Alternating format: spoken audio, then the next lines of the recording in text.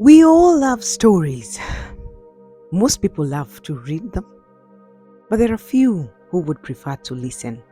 So, for those of you who prefer to listen, this is for you. Welcome to the Bible Stories.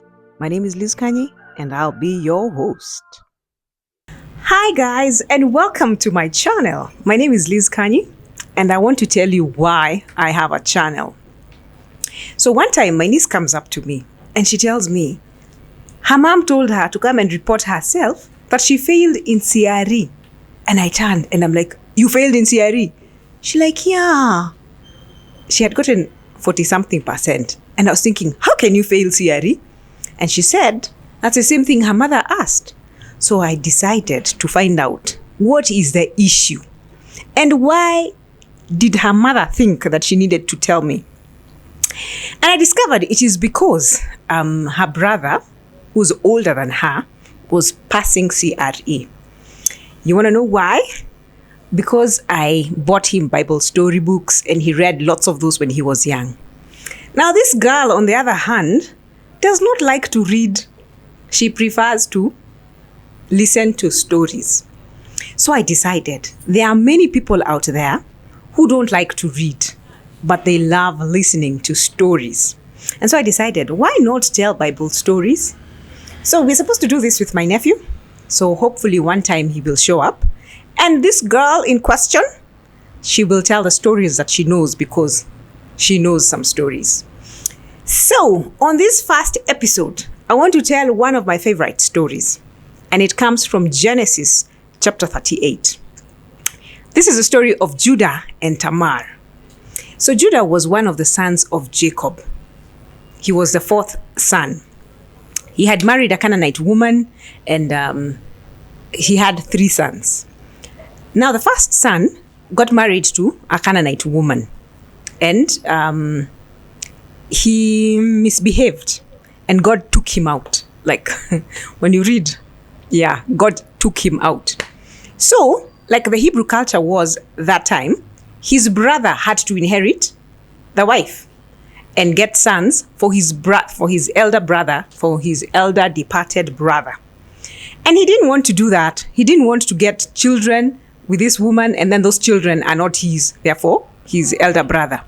So he did the thing where he would ensure that this girl does not get pregnant.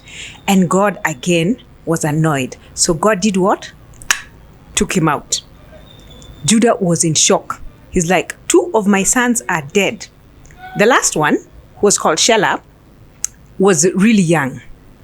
So he decided the problem was with this Canaanite woman. The Canaanite woman in question is called Tamar. So he told Tamar, you go back to your father's house.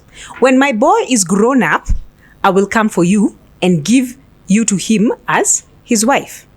So Tamar went and she stayed and she waited. And she waited. Did the guy ever show up? Meanwhile, Judah is thinking, it is Tamar who is causing my children to die. There is no way I'm giving this woman my 3rd son so that he dies. Nah. So he refused.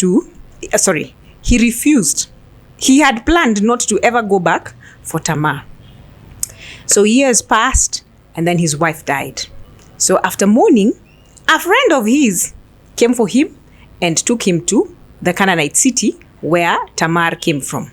So Tamar heard that her father-in-law was coming. So she removed, imagine all these years, she was still wearing her widow garments because you had to do that. I mean, you're not married. Why aren't you married? It's because of this. So she had to wear that garb. So when she heard that her father-in-law was coming her way, and by now, she had already connected the dots and she knew this man is never going to give me his son. So she changed and she wore prostitute garb and she went out and she timed the guy. She knew where he would pass. She timed the guy. So when the guy was passing, she said, do you want to buy my wares? Judah ni nani? Judah decided to lie with a prostitute, the seemingly prostitute. But he did not have money. So he told her, I will get you a goat. And she said, give me your staff. He had a rod that had his initials and some other things. So he gave her those things to hold on to as he goes back to get a goat and send it to her. So Tamar had no intentions of returning these things or going for the goat. Remember, she's not doing this for business. She's doing this because she's thinking, you lied to me. So she goes away. And she was praying that she gets pregnant, and she did get pregnant. Then, at this time, Judah sends his friend to go and look for the prostitute around that street. So the friend goes, and he asks, and they say, there's no prostitute who stays on this street. So he went back with the goat, and he said, there's no prostitute there. We didn't find one. And the guy said, Judah said, I tried to pay. So nobody can accuse me of trying to steal, because I tried to pay, but I couldn't find her. And anyway, these things I can easily get others. You remember, he had given her his staff, which had his initials. So time elapses, and it is discovered that Tamar is pregnant. So you can imagine in the streets what people were saying. Oh, she's supposed to be a widow. Oh, she has slept. She's been sleeping around, yada, yada. So they take the message to who? To Judah. They tell him, this your daughter-in-law is pregnant. She's been prostituting herself. And Judah is up in arms. He's like, hey, he's not even thinking, I promised that I would give her my boy as her husband. He's not even remembering that part. But he's also up in arms with other people accusing her. So they go.